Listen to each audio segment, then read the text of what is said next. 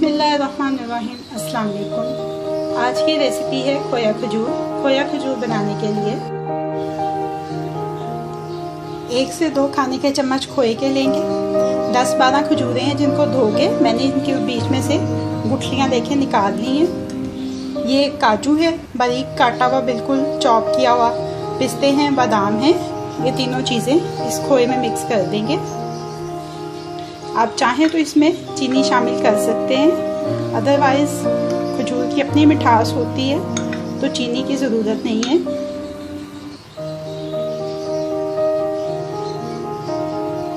और बहुत ही सिंपल सा प्रोसीजर है।